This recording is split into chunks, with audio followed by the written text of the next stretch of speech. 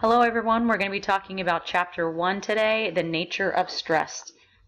So let's just get into it. There are a lot of people who are stressed. Anyone feel stressed about anything? Have you felt stressed in the last 24 hours, the last 5 hours, the last 5 minutes trying to navigate this course? Well, if you haven't, it doesn't take too long to watch the news and see all the things that are happening in our country and our world that are crazy, that will cause stress to a lot of people. Now here's an interesting quote for you, and you might think this is just craziness. But as we work some of the techniques for stress management, hopefully we can figure out some ways to help us manage all of our daily stressors. Stress is everywhere. We do seem to use the word change and stress as the same sometimes. And it's any wonder because most of the time we don't like change. And rightfully so. It disrupts our comfort zones. And some people do like change, so that's not a problem. But we do live in a time where there are many things that are changing all the time. Technology, healthcare, weather, how we communicate with each other, it changes rapidly. And you top that on to personal stressors and we get compound stress. However, where there is change, there is an opportunity. I think about the things that were the most meaningful to me, and a lot of times they are very stressful. I think of graduate school. That was beastly for me. I was working full time and taking night classes, and I had to tell all my friends to not invite me to do anything because I had to manage my time in such a way, and I didn't have any extra time. But the opportunity that came out of that was great. I think about running the half marathon in Philly. I had to rearrange my schedule, my already busy schedule, to plan out long runs and changed my diet a little bit. And I'm not a runner, but I challenged myself to do this. And the opportunity out of that was great for me. I learned that I could overcome a barrier that I thought that I had and just know that I could make a plan and stick to it and achieve a goal. What's another reason that we get stressed? We're on 24/7. There are stores that are open 24/7. We have cell phones that are on us all the time. We can be reached at any moment. We get overwhelmed, tired, burnt out, and frustrated and stressed. One of the important reasons that it's important to understand stress and what to do with it is because there is a strong association between continued chronic stress and health issues. And that's why we're going to go through and learn about stress, learn about coping mechanisms, relaxation techniques, so we can have some tricks in a bag, our personal bag of tricks to help us cope with stress so we don't get to the point where we have continued chronic stress. Okay, what is stress? Stress is a perceived threat to our mind, body, spirit, or emotional well-being, whether it's real or imagined, because we all know we've probably been scared of the boogeyman outside and there's nobody really there, and the responses and the adaptations that our body takes from that perceived threat. So what happens when we're stressed? So Walter Cannon said that these adaptations and these physiological changes that happen to a threat are called the stress response. And he calls the stress response the fight or flight response. It's a set of biological changes that help you cope with stressful situations. Okay, so how does this happen? So we hear something, we think something, we see something, and that's sent to the brain, and the brain says, whoa, this is a threat. Our nervous system gets activated. The body stays activated until this threat is over, and then when it's over, the body returns to homeostasis. We're calm. Everything is kind of in balance. And some pretty cool things happen to our body when we have the stress response. Our heart rate goes up, our blood pressure goes up, it's pumping more blood around our body, our vasodilation to the periphery, we start to see more things in detail than we would normally. The body releases glucose and fatty acids for energy. If we have a cut on our body, our blood clots more readily, our muscles are ready to contract. There's no time here to be breaking down our food, so gastric activity stops, and you can see increased perspiration to cool our body temperature occurs. But there are some other types of stress responses. When we were originally looking at stress and how what responses we have from that, all of those studies were done by looking at males. And then some researchers started to look at females and see, do they respond to stress differently? And what they saw is that most women tend and befriend when something happens that's threatening, they make sure they gather up their children and make sure their family's okay, and then go check on the neighbor and make sure that they're okay, and work together. And it really did create a lot of strong social bonds. But I'm going to go beyond the book and say this is just not a female stress response. This is a human stress response. I saw a news report a couple weeks ago where there was flooding in a certain area of the United States, and there was a woman in a car who was drowning, and 5 or 6 men locked arms so they could make a human chain to try and reach this woman. You look at bombings across the world, and people are just digging through rubble to try and find who's alive. This isn't just a female stress response. This is a human stress response. And then we have the challenge response. This gives us energy to help us when we're under pressure. Any athlete that is about to go play a game, any musician who's about to play a concert, any actor or someone who's giving a speech, they have this nervous energy. They might even feel like their stomach's eating itself and their hands are sweating. This is the challenge response. This is your stress response giving you energy to help you under pressure. So let me read something to you from the book, The Upside of Stress.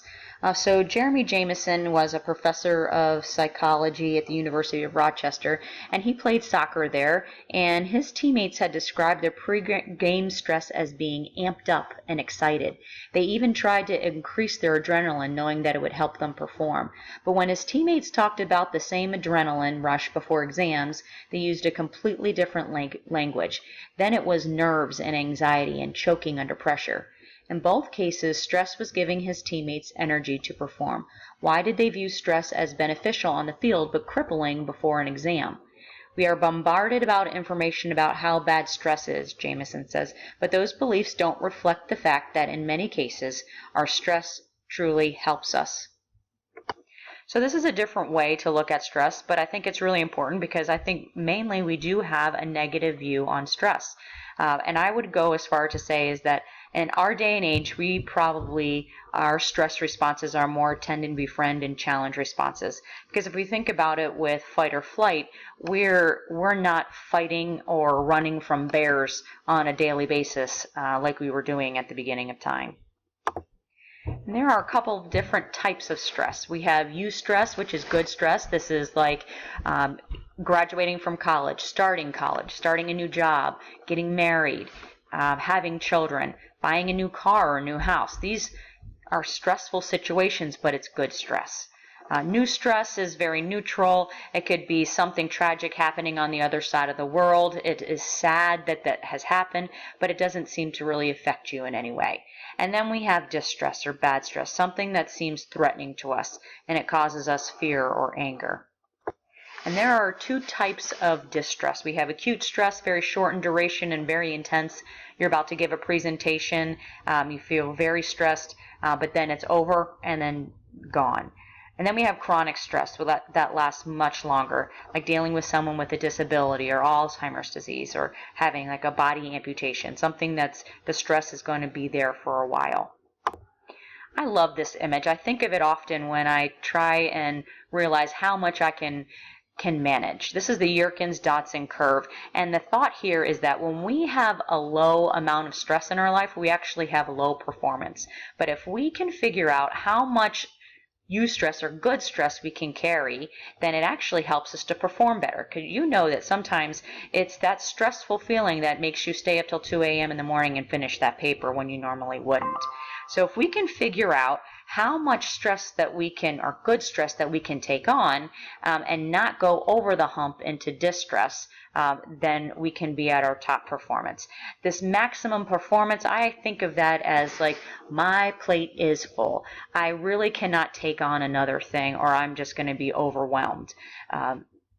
And again, this is how I think, okay, if somebody asks me to do something, I think of this curve. How full is my plate?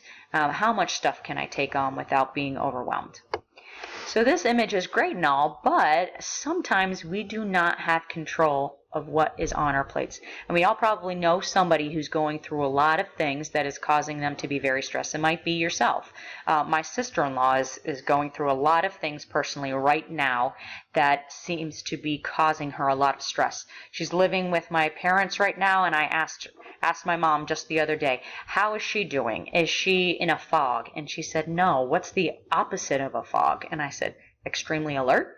And she said, yes. And I just thought it was very interesting. Her stress response is actually helping her manage to get through this very stressful time in her life, so she can work through it.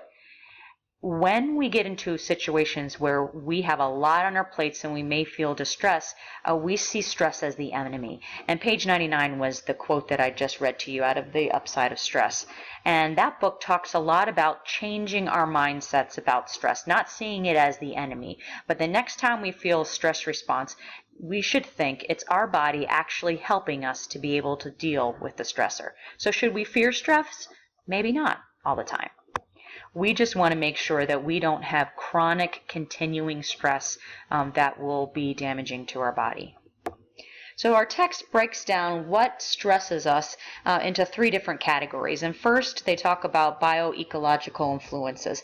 And we're talking about circadian rhythms or light deficiencies. Have you ever heard of someone with SAD, seasonal affective disorder, where people become depressed when they're deprived of sunlight for long periods of time? That's what we're talking about here. And then we have psycho-interpersonal influences, and this is the largest percentage of stressors. These are the things that we think about, our values, our beliefs, our attitudes, opinions, and perceptions on life. When we have a situation that seems threatening, like someone makes fun of you or says that they don't think your values or beliefs are correct, we can feel stressed. Say you want to raise your children in a certain way based on your values and beliefs. Say you want them to be vegetarians and your spouse does not. That can cause stress. And then we have social influences, like physically, like an area is too crowded and it causes us stress, or we're waiting in line for long periods of time and it causes us stress, or the social norms cause us stress sometimes, or the things that are just happening in life, like the loss of a loved one, or your house goes into foreclosure, or your car dies, or things like this. Things that happen in life can cause us stress. Through research, we found that several physiological adaptations occur as a result of repeated exposure to stress, and that's not good. That's why it's important to manage our stress. And one of them is a decrease in white blood cells. Our immune system's not on its A game, and we get sick more often. This is why researchers have found that college students during exam time seem to get more colds because their immune system is suppressed a little. Many times we don't realize that this is happening until there's permanent damage in the body, and these changes are called the general adaptation syndrome. So first there's the stressor, and we have the alarm stage. All systems are on alert until the threat is gone. But if it continues for a while, we get into this resistance stage where the body tries to adapt by trying to deal with it as we live our lives. Say your grandparent passes away who's very important to you. We can't hide in the closet. We've got things to do. We've got to go to school. We've got to pay bills. We've got to go to work. So our body tries to deal with it in a way so we can manage and live our lives. But if the stress continues and we just can't keep up, we break down. This may take months or years to get to this point, so an illness may not appear until long after the initial stressor has started. So I have a family member who was telling me about her childhood, and she said that it wasn't so pleasant. There was mental and verbal abuse, and the mother apparently took more abuse than the children did. So finally, as her children got older, she decided to divorce her husband, and she got an apartment and got a part-time job, and things looked good. And then she started to get sick, and sick to the point where Johns Hopkins couldn't figure out what was going on. And I just wonder, I'm not a physician, but I just wonder if she was in the resistance stage for so long, this chronic stressor, that it just damaged her body in a way where she was in the exhaustive stage. And actually 6 months afterwards, she passed away. So it's a good thing to know our stress and to be able to manage what kind of stress we have and what we need to do. And we will continue to learn ways to do that as we move forward.